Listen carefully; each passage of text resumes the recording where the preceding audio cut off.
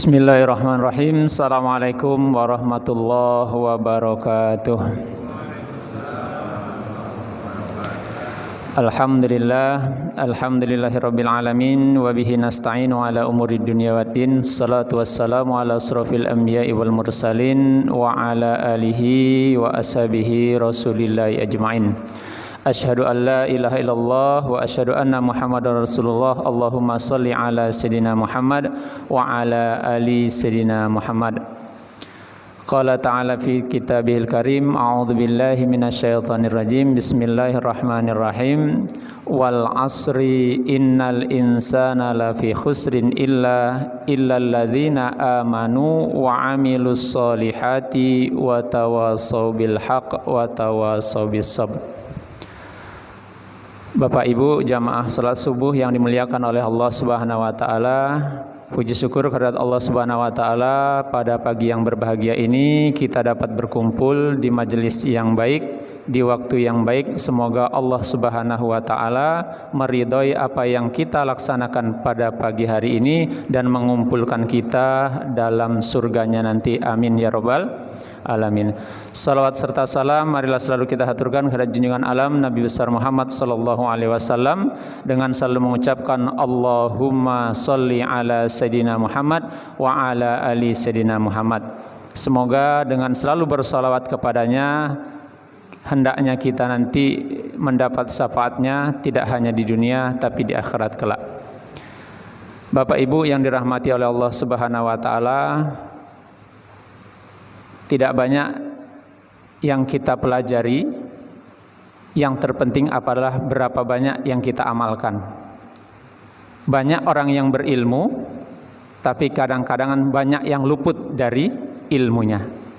Maka untuk pagi hari ini kita sedikit membahas tentang ilmu yang kita pelajari dari dulu. Ya, kalau kita katakan berapa banyak hadis yang menjelaskan tentang ilmu, bahwasannya kita sebagai manusia itu diciptakan untuk apa dan bagaimana.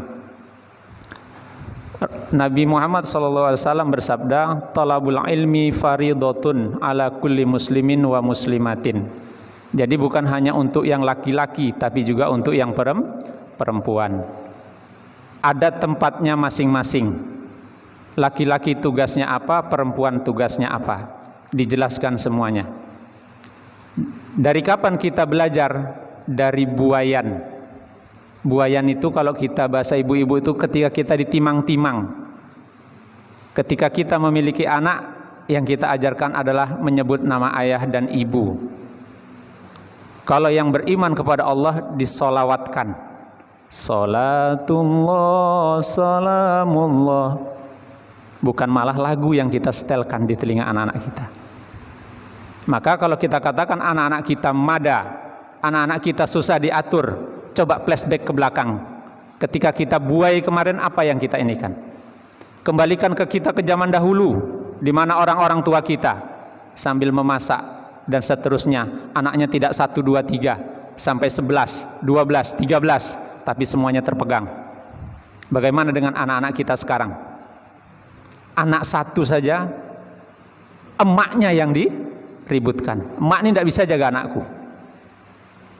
Berarti kita lupa bahwasannya belajar itu dari buayan sampai kapan? Sampai kita menuju ke kematian. Bahkan sebelum mati pun kita dianjurkan sebagai anak untuk mendampingi orang tua sampai akhir hayatnya. Apakah ini sudah tertanam dalam diri kita? Mari tanyakan kepada diri kita masing-masing. Di sini kami tidak memberikan pelajaran, tapi memberikan peringatan bagi kita semua bahwasannya untuk apa kita diciptakan di muka bumi ini. Bapak Ibu yang dimuliakan oleh Allah Subhanahu wa taala, dalam menuntut ilmu, hal yang pertama yang harus kita perhatikan adalah mengikhlaskan niat. Untuk apa kita menuntut ilmu? Sesungguhnya jika kita menuntut ilmu hanya untuk kesombongan, hanya untuk membanggakan diri dan seterusnya, tentu saja niat ini sudah berubah. Berapa banyak anak-anak kita, berapa banyak dari diri kita yang begitu tinggi sekolahnya, tapi kadang-kadang di masyarakat sangat sombong. Kita tidak bisa melihat kanan dan kiri. Sesungguhnya kalaulah ilmu, atau sesungguhnya perumpamaan orang yang berilmu itu yang selalu kita pelajari dari dulu, seperti sebuah padi, Bapak Ibu ya. Semakin berilmu semakin tunduk, tidak ada karena ada orang yang sombong. Ilmu padi itu ilmu dari dulu yang kita pelajari dari orang-orang tua kita dulu, dari buya-buya kita, dari kiai-kiai kita. Semakin orang itu berilmu, semakin tunduk dia kepada Allah Subhanahu wa taala.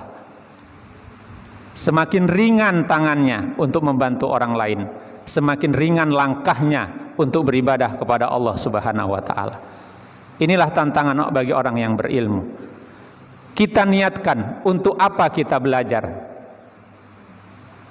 Man salaka tariqan yaltamisu fihi ilman sahalallahu lahu fihi ilal jannah. Kalau kita berjalan pada jalannya, Allah akan memudahkan kita dalam mencari ilmu.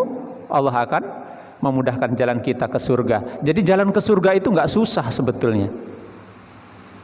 Tinggal kita ambil satu kebaikan, kita amalkan secara kontinu atau terus menerus. Bahkan dalam sebuah kisah dijelaskan bahwasannya kenapa si A itu masuk surga ya Rasulullah. Apa yang dia kerjakan? Sesungguhnya yang dia kerjakan tidaklah beda dengan yang aku kerjakan. Tapi mengapa engkau mengatakan dia masuk surga?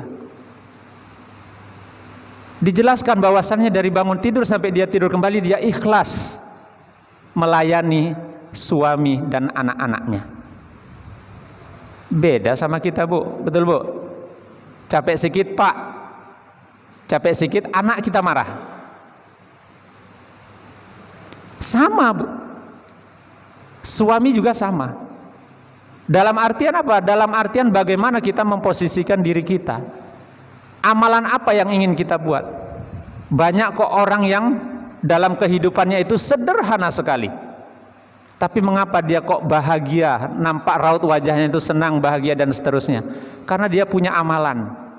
Apa amalan yang kita perbuat? Silahkan ambil satu persatu. Ada si A, dia mengambil duhanya, si B mengambil solawatnya, si C mengambil sodakohnya. Amalan apa yang ingin kita kerjakan? Maka dari itu, dengan kita belajar, kita bisa mengambil satu perbuatan yang bisa kita laksanakan secara kontinu menurut kemampuan kita masing-masing. Maka berat orang yang berilmu itu, Bapak Ibu yang dirahmati oleh Allah Subhanahu wa taala. Maka kalau kita lihat seorang buya di Banten itu tidak mau difoto, Bapak Ibu. Tidak mau difoto. Karena apa? Takut fitnah. Takut fotonya itu menjadi fitnah. Takut dia dimuliakan, takut dia nanti disembah oleh orang yang mengagungkannya. Di foto pun dia tidak mau. Dalam artian apa? Mungkin semakin dalam ilmunya, ketika dia menyampaikan sesuatu itu jangan sampai orang itu menghambakan dirinya, tapi menghambakan diri kepada Allah Subhanahu wa taala. Niatkan untuk Allah Subhanahu wa taala, bukan karena seseorang atau makhluk yang diciptakan oleh Allah Subhanahu wa taala. Bapak Ibu yang dirahmati oleh Allah Subhanahu wa taala, maka dari itu marilah sama-sama kita ikhlaskan niat kita bahwasannya dengan menuntut ilmu, dengan perginya kita salat subuh berjamaah, apa tujuan kita? Sesungguhnya mencari keridhaan Allah Subhanahu wa taala. Tidak ada suatu kenikmatan, Bapak Ibu yang dirahmati oleh Allah Subhanahu wa taala, kecuali nikmat itu sangat mahal bagi diri kita. Apa kenikmatan itu? Bukan surga, bukan pahala, bukan kesehatan, tapi kenikmatan yang paling mahal yang harus kita cari adalah magfirah. Maka di bulan ini, Bu, ada bulan magfirah. Apa magfirah itu, Pak? Ampunan. Nggak ada kenikmatan kecuali ampunan. Kebaikan kita pasti dibalas. Tapi kita memohon ampun, apakah akan dibalas oleh Allah Subhanahu wa taala? Belum tentu. Kenikmatan ini yang harus kita cari, magfirah. Berapa banyak dosa yang telah kita perbuat, berapa banyak kesalahan yang kita buat, berapa banyak kelalaian yang kita buat, berapa banyak perkataan kita yang menyakiti saudara-saudara kita. Itu yang kita cari, maghfirah. Dengan berangkatnya kita bersolat berjamaah hanya untuk memohon ampunan Allah Subhanahu wa ta'ala. Tidak ada kata lain. Kenikmatan itulah yang kita kejar sekarang. Surga sudah dijelaskan, innalladzina amanu wa amilus solihati lahum jannatul firdausi nuzula. Kita dikasih jannah firdaus dan akan masuk ke dalamnya. Kalau kita melakukan amal perbuatan pasti dibalas, tapi kita melakukan dosa apakah sudah diampuni? Wallahu a'lam.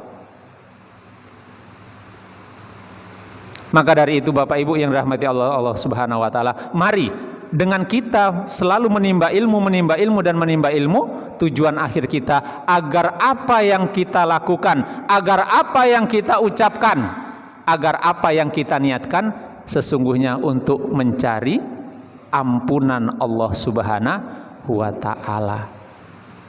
Bagi kita mungkin tidak menyakitkan, bagi saudara kita tidak berbicara saja sudah dipandang buruk, apalagi kita berbicara. Dari gestur, gerak tubuh kita sudah kelihatan. Maka dari itu Bapak Ibu yang dimuliakan oleh Allah Subhanahu wa ta'ala, ada 4 hal sesungguhnya agar puasa kita ini berkualitas. Yang pertama apa? Yang pertama adalah tazkiyatun nufus. Mari bersihkan hati kita. Kita ikhlaskan hati kita, kita hapuskan segala sesuatu iri dengki di dalam diri kita. Maka dari itu Bapak Ibu yang dirahmati oleh Allah Subhanahu wa taala, jamaah subuh, kita sesungguhnya hal yang paling berat dalam diri kita adalah memaafkan orang lain. Jangan menunggu orang memaafkan kita. Hal yang paling berat dalam diri kita adalah memaafkan kesalahan orang lain. Itu paling berat. Dan itulah yang akan menjadikan penyakit di dalam diri kita yang tidak akan pernah sembuh. Dan itu akan merusak seluruh amal kita. Mau kita sedekah ada saja gangguannya, mau kita beribadah ada saja gangguannya. Maka dengan Ramadan ini menjadikan madrasah, menjadikan sekolah bagi kita untuk membersihkan diri kita jika ingin puasa kita itu berkualitas. Mari sama-sama. Dengan apa? Banyak. Dengan bersolawat, dengan beristighfar, dengan membaca Al-Quran, dengan memperbanyak ibadah-ibadah sunnah, dengan iktikaf, dengan banyak perbuatan-perbuatan yang bisa menghasilkan hati kita itu bersih. Kita hilangkan semua, kita maafkan. Sesakit apapun orang menyakitin kita, mari sama-sama kita maafkan, walaupun itu berat Bapak Ibu. Kenapa? Orang yang memaafkan otomatis Allah akan menggugurkan dosa-dosanya. Tidak ada kata-kata lain bahwasannya di bulan yang maghfirah ini kita mengharapkan ampunan. Maka 1 tahun kita diberi waktu 1 bulan untuk menggugurkan dosa-dosa kita. Tapi ketika Ramadan berlalu dan kita tidak mendapatkan ampunan, na'udzubillah summa na'udzubillah. Untuk apa kita berpuasa? Dan seterusnya. Ya. Yang kedua, setelah kita mensucikan diri, dengan kita berilmu, belajar puasa yang baik itu seperti apa, amalan-amalan yang baik di bulan puasa itu seperti apa. Dalam artian apa? Setelah kita sucikan diri kita, mari kita belajar dari hal yang sesimpel saja Bapak. Jaga perkataan. Apalagi Bapak Ibu, membaca Al-Quran. Itu hal-hal yang mudah yang kita kerjakan. Bersolawat, berzikir dimanapun kita berada. Seandainya pun kalau bisa, tidaklah putus wudhu kita. Batal wudhu, wudhu lagi, batal wudhu, wudhu lagi. Agar apa? Agar apa yang kita lakukan sesungguhnya mendapat ridho dari Allah Subhanahu wa ta'ala. Ibu-ibu dengan memasak, ibu-ibu dengan mengurus anak, seorang suami dengan bekerja, diniatkan bahwasannya bekerja itu lillah karena Allah Ta'ala. Man kharaja fi talabil ilmi fahuwa fi sabilillahi hatta yarji'a. Sesungguhnya kita bekerja pun belajar, talabul ilmi, Di jalan belajar sabar, ya Pak ya. Dibel dari belakang tin nggak sabar. Di tin kita keluar kata-kata yang tidak pantas. Di jalan tidak mau saling mengalah, akhirnya ditabrak. Jadi belajar sabar di jalan juga Bapak Ibu. Berapa banyak kita di jalan itu melihat orang-orang yang tidak sabar, maka di situ kita dilatih tentang kesabaran. Apa yang kita kejar? Maka dalam sebuah hadis Rasulullah SAW bersabda, ada dua orang yang rakus yang tidak akan pernah kenyang akan kerakusannya. Yang pertama adalah orang yang menuntut ilmu, yang kedua adalah orang yang mengejar dunia. Kalau orang sudah mengejar dunia tidak akan pernah kenyang, dimanapun akan dikejar. Rumah sudah, mobil sudah, pesawat sudah, dunia mau dia makan. Maka orang yang mengejar dunia tidak akan pernah kenyang. Kebalikannya adalah orang yang menuntut ilmu. Orang yang menuntut ilmu juga tidak akan pernah kenyang. Sampai kapan? Sampai ajal menjemput dirimu. Dalam artian apa? Mari sama-sama kita mempelajari bahwasannya dengan berpuasa kita belajar dengan ilmunya bahwasannya puasa akan menjadikan diri kita seorang yang sabar, taat kepada Allah Subhanahu wa taala, menjaga segala perkataan, perbuatan dan seterusnya. Yang ketiga, agar puasa kita berkualitas adalah sihatul badan. Artinya menjaga sehat badan, bukan malah puasa itu menghantam segalanya Bapak Ibu. Karena nggak punya ilmu tadi, ya sudah, sahur 2 piring, buka puasa 3 piring, itu nggak puasa namanya. Ya, yang tidak puasa atau di hari-hari sebelumnya kita bersemangat bekerja, ketika puasa tidak bersemangat bekerja, salah. Bahkan ketika waktu puasa itu lebih bersemangat lagi kita bekerja, karena apa? Pahalanya double Bapak Ibu.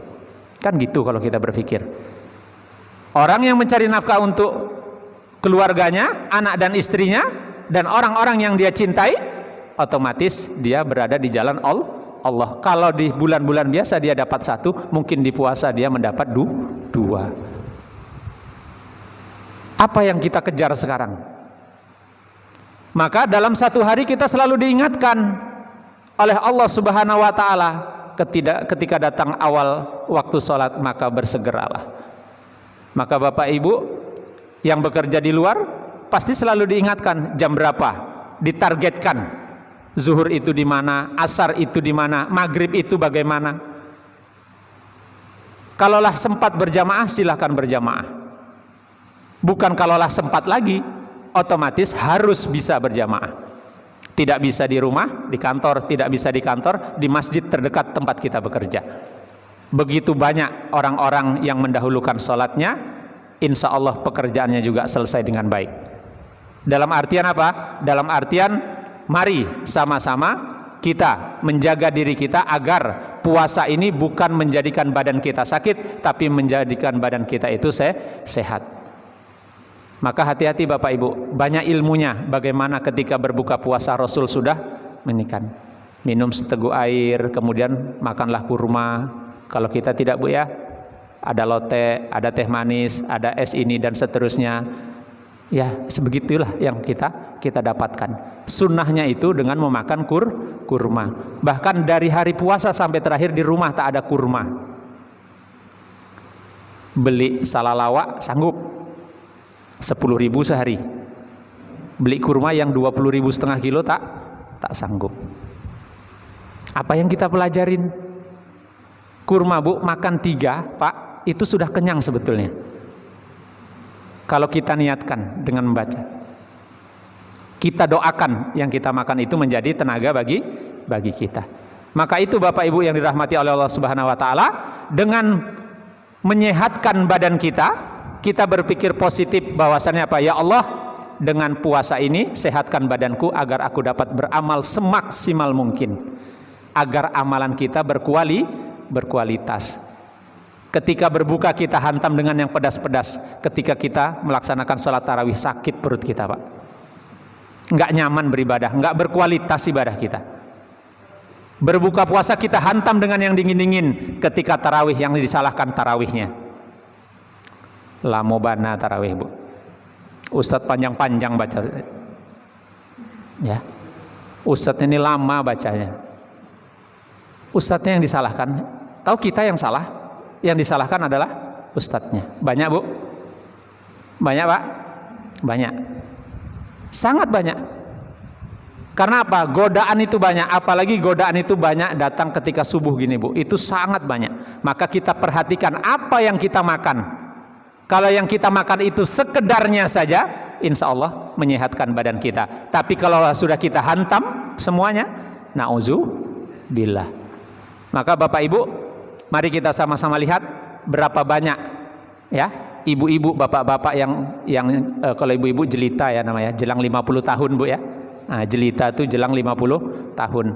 Sudah banyak penyakit kolesterol, asam urat dan seterusnya. Dikasih daging kambing yang enak, enggak mau makan.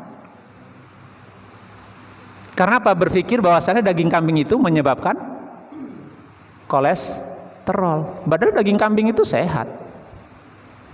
Dan malah dianjurkan kita makan daging kambing. Tapi sekedarnya saja, bukan ada daging kambing hantam semuanya, tidak. Ada ilmunya Bapak Ibu ya. Bukan tak boleh makan daging kambing, boleh. Tapi ada ilmunya. Bukan tak boleh berbuka puasa, boleh. Tapi sekedarnya saja, sekedar berhenti sebelum kenyang. Kalau tidak kenyang tak berhenti. Dibalik ilmunya Bapak Ibu ya. Ilmunya dibalik. Maka menjaga kesehatan itu bukan urusan siapa-siapa, kita yang menciptakan. Kalau ingin sehat, perhatikan diri kita. Apa yang kita makan? Untuk apa kita makan dan seterusnya. Jangan yang disalahkan adalah udah ada di situ. Maka dalam artian ketika berbuka, perhatikan apa dulu yang harus kita lakukan. Bapak Ibu yang dirahmati oleh Allah Subhanahu wa taala, kesehatan adalah milik kita masing-masing ya. Jadi jangan disalahkan dengan apa kesehatan itu bermasalah, tapi dengan apa kita melakukan apa yang menjadi ada yang di dalam diri kita.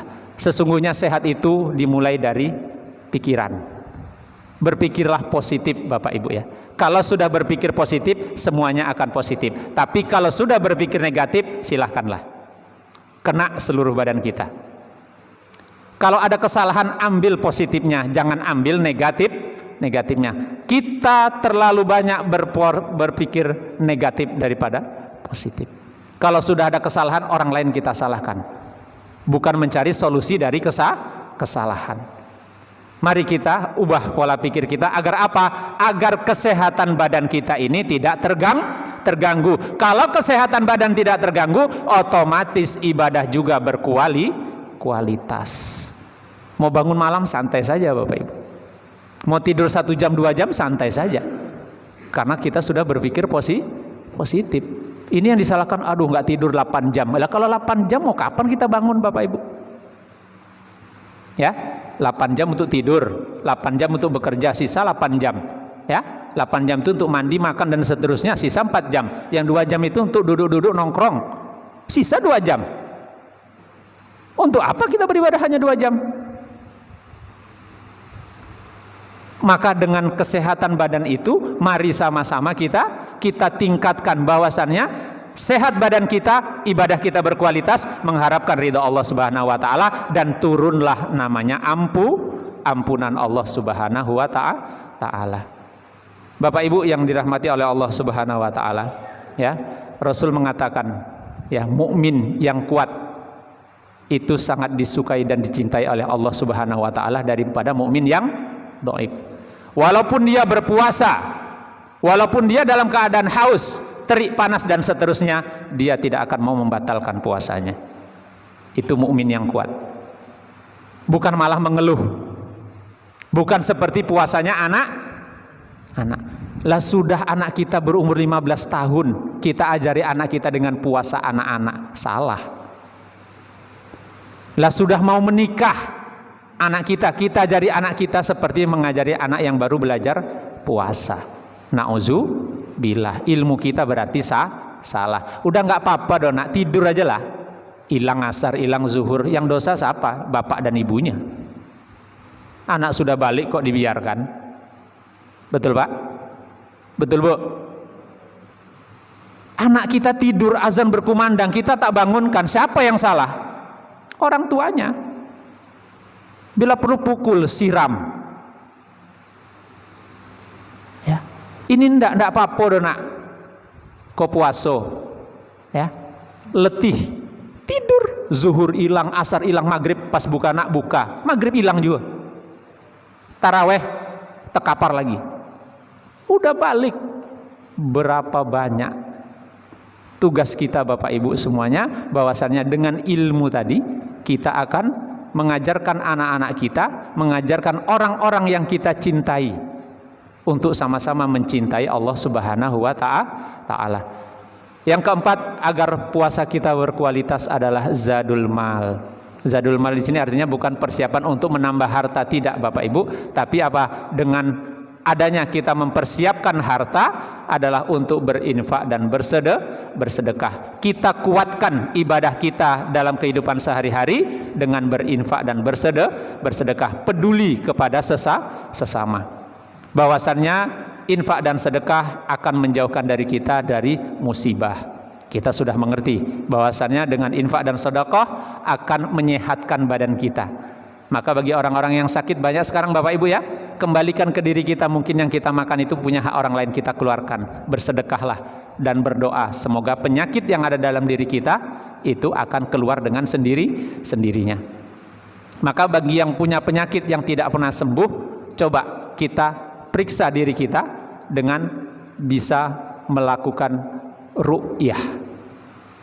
Ya, nanti mungkin bisa dijelaskan oleh Ustadz Jalal yang biasanya apa ya, bacaan-bacaan apa yang bisa meru'yah diri kita sendiri. Kita bisa Bu meru'yah diri kita sendiri, nggak usah takut.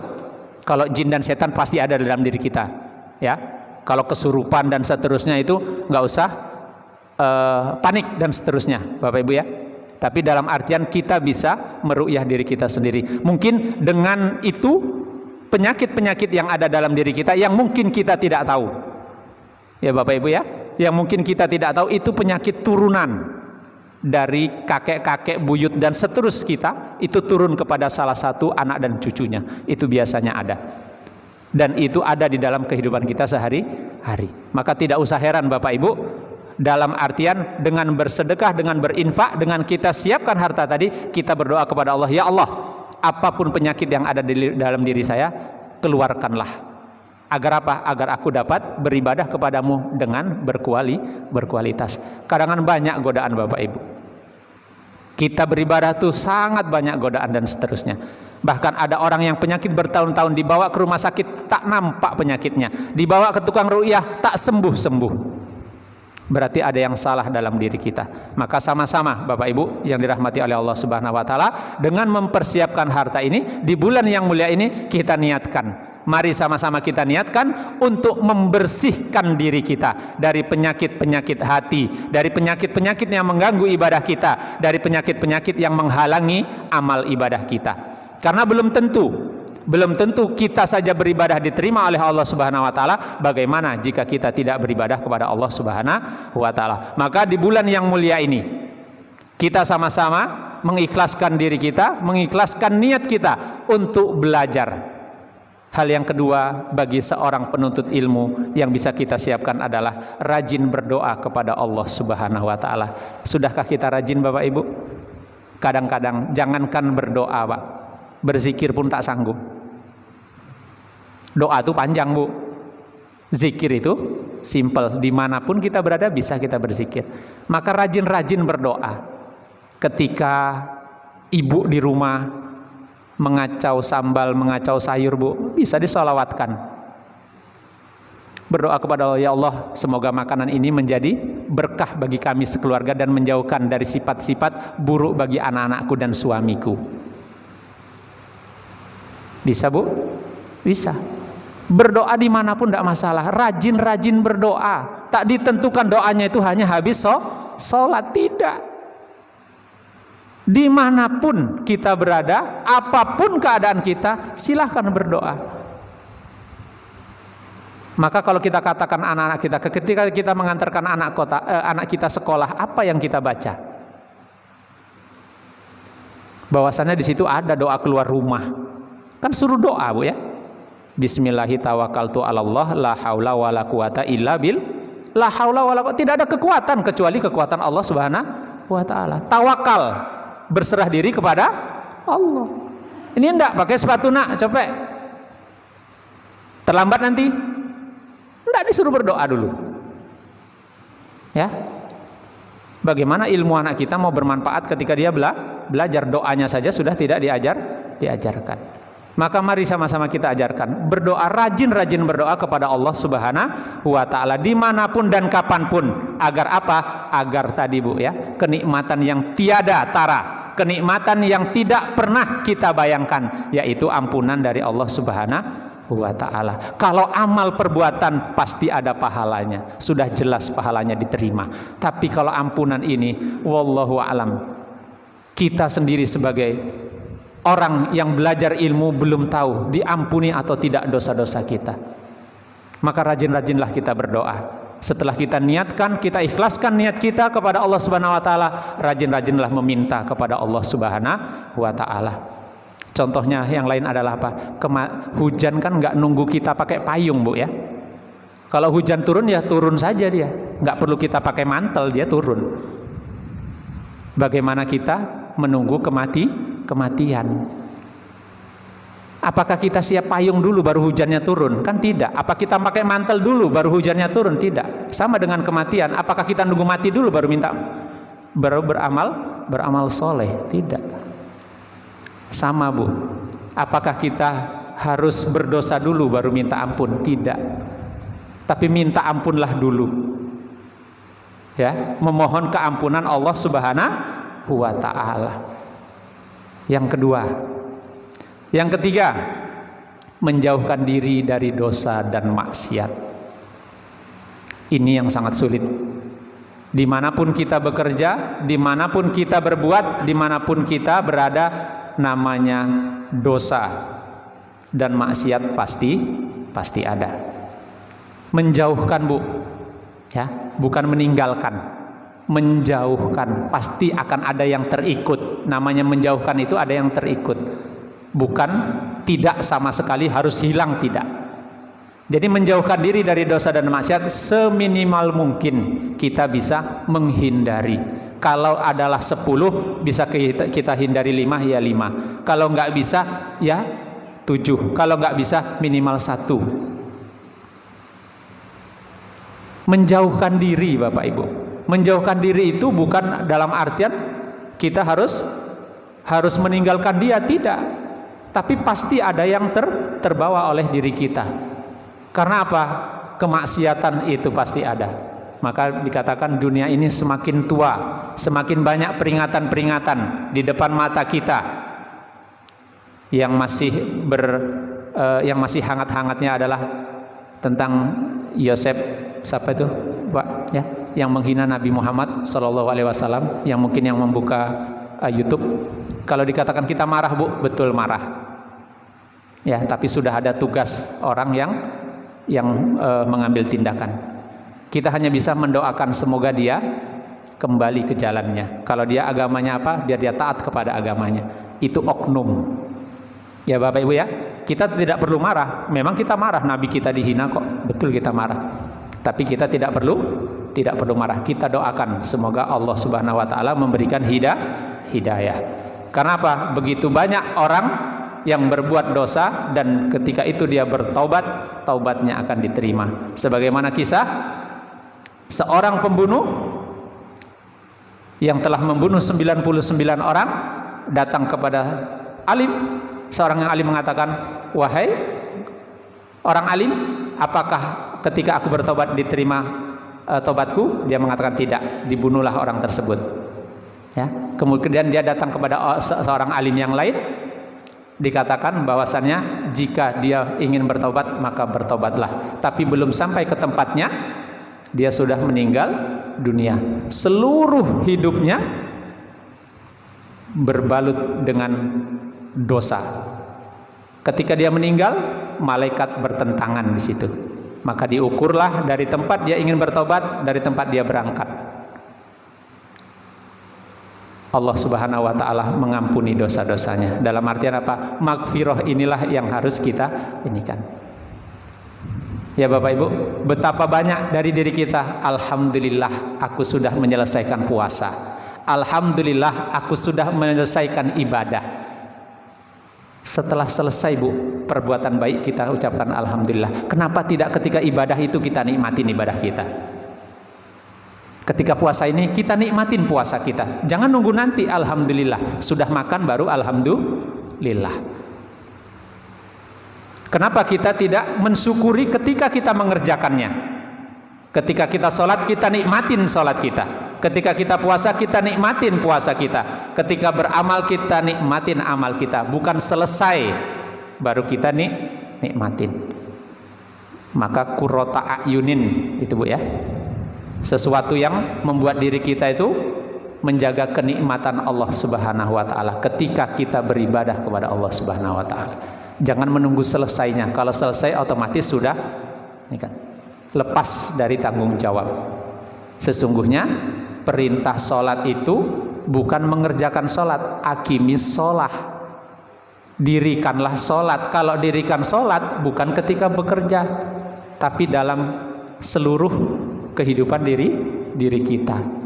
Dirikanlah sholat ketika kita sedang bekerja, dirikanlah sholat ketika kita sedang makan, dirikan sholat ketika kita sedang melakukan amal perbuatan.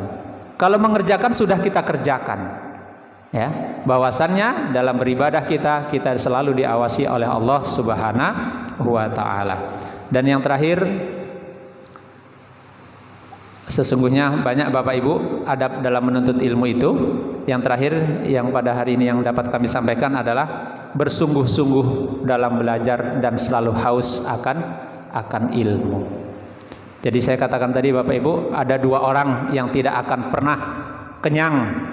Yang pertama adalah orang yang menuntut ilmu, yang kedua adalah orang yang selalu mengejar dunia. Di mana posisi kita? Silahkan kita memposisikan diri kita bahwasannya kita sebagai manusia disuruh memilih oleh Allah Subhanahu wa taala untuk apa kita diciptakan di muka bumi ini, ya.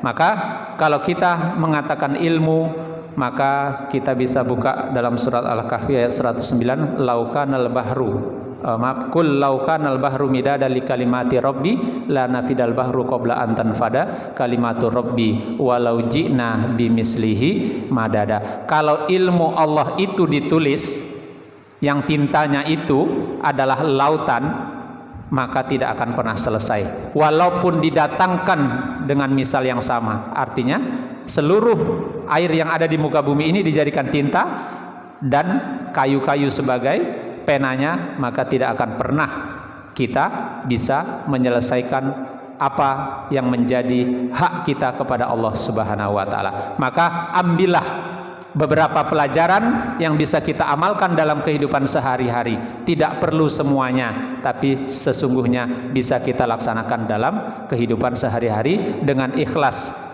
dengan diniatkan bahwasannya kita memohon ampunan dari Allah Subhanahu wa taala. Hanya ampunan yang kita harapkan. Di bulan yang penuh magfirah ini, Allah selalu mengingatkan kita, hanya kita mengharapkan ridho Allah. Ridho itu adalah ampunan. Tidak ada seluruh ibadah yang kecuali titik baliknya adalah memohon ampunan Allah Subhanahu wa taala.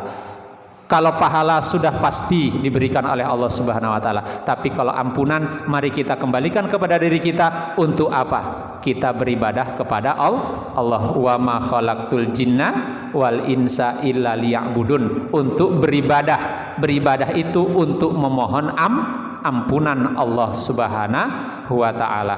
Baik Bapak Ibu yang dimuliakan oleh Allah Subhanahu wa taala, seperti yang dijelaskan Imam Syafi'i ketika muridnya belajar kepada dia, ya, syakautu ila wakin su'a hifzi, wahai guruku Imam Syafi'i, sesungguhnya aku susah dalam menghafal. Ya, apa yang dikatakan Imam Syafi'i? Fa'arsadani ila tarkil ma'asi, Imam Syafi'i memberikan pelajaran kepada muridnya atau memberikan nasihat kepada muridnya untuk meninggalkan maksiat.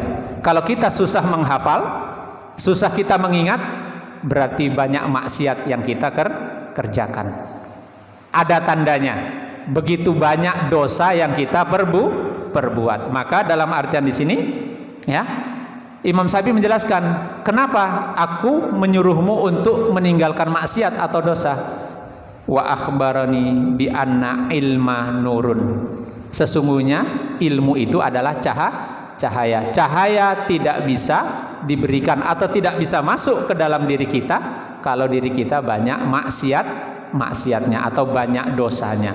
Maka begitu banyak kita mendengar nasihat, begitu banyak kita mendengar peringatan, tapi tak satu pun yang masuk ke dalam diri kita. Maka kalau kita bisa pelajari, begitu banyak dosa yang telah kita perbuat. Maka mulai hari ini, mulai detik ini, sebelum ajal menjemput, kita niatkan, kita beribadah kepada Allah Subhanahu wa Ta'ala, hanya memohon ampunan dari dosa-dosa kita.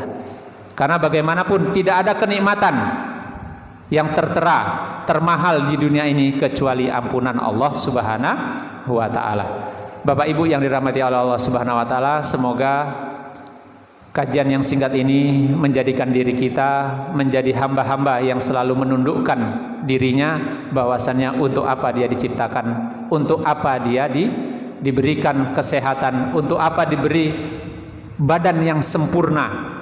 Kalau kita melihat banyak orang yang tidak punya kaki, banyak orang yang dalam artian secara fisik tidak mungkin dilakukan, tapi begitu banyak pelajaran-pelajaran yang bisa kita ambil. Berapa banyak orang-orang tua yang kita lihat umurnya sudah lebih 60 tahun tapi tidak mampu menyelesaikan 30 juz. Sedangkan kita yang masih muda, yang umurnya masih di bawah 50 tahun, lah banyak lupanya. Ya Bapak Ibu, bagaimana anak-anak yang sudah diponis oleh dokter, otaknya sudah tidak mampu bekerja, tapi mampu menghafal 30 juz. Tidak ada yang tidak mungkin di dunia ini, kecuali apa? Kecuali keyakinan kita kepada Allah Subhanahu wa Ta'ala. Allah mengampuni segala dosa kita. Dalam artian apa? Mungkin banyak kesombongan, mungkin banyak penyakit-penyakit yang ada dalam diri kita, belum kita keluarkan seluruhnya. Maka dengan itu marilah sama-sama kita belajar bahwasannya ilmu itu cahaya. Cahaya tidak akan bisa masuk ke dalam diri kita kecuali kita membersihkan diri kita dari perbuatan-perbuatan yang dilarang oleh Allah Subhanahu wa Ta'ala. Bapak Ibu yang dirahmati oleh Allah Subhanahu wa Ta'ala, mungkin ini yang dapat kami sampaikan. Jika ada yang baik, itu semuanya adalah dari Allah Subhanahu wa Ta'ala, dan itu menjadi pelajaran bagi diri kita semua. Kembalikan kepada diri kita, untuk apa kita belajar, untuk apa kita menuntut ilmu. Kalaulah kita sudah banyak mendengar nasihat itu kita kerjakan sedikit demi sedikit. Kita mulai, jangan sampai kita terlena dengan keadaan dunia, karena dunia tidak menjamin kita akan hidup bahagia di akhirat. Masih banyak kehidupan yang panjang nanti setelah kematian. Kita baru pada fase yang keberapa ini Bapak Ibu? Kedua atau ketiga Bapak ya. Yang pertama itu di alam ruh, yang kedua di alam kandungan, yang ketiga kita di dunia, masih ada di alam kubur, masih ada di padang mahsyar, masih ada di Siratal Mustaqim. Ya, masih ada lagi kehidupan di akhirat. Masih panjang ternyata kehidupan kita ini. Maka kita persiapkan kehidupan yang ketiga ini adalah sangat penuh.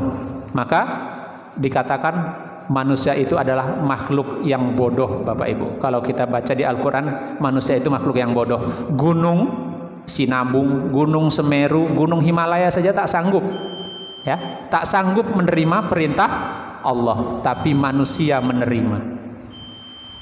Ya, maka dalam arti apa? Kita ini kalau kita baca Al-Quran dengan baik, kita adalah manusia ini paling bodoh. Dalam arti apa? Kalau kita baca ayat-ayat Al-Quran, semuanya peringatan, sudah diingatkan tapi masih terlena juga. Wallahu a'lam. Semoga kita bisa mempelajari Al-Quran dengan baik, dan Allah Subhanahu wa taala selalu mengampuni dosa-dosa kita. Amin ya rabbal alamin. Subhanakallahumma wa bihamdika asyhadu alla ilaha illa anta astaghfiruka wa atubu ilaik. Assalamualaikum warahmatullahi wabarakatuh.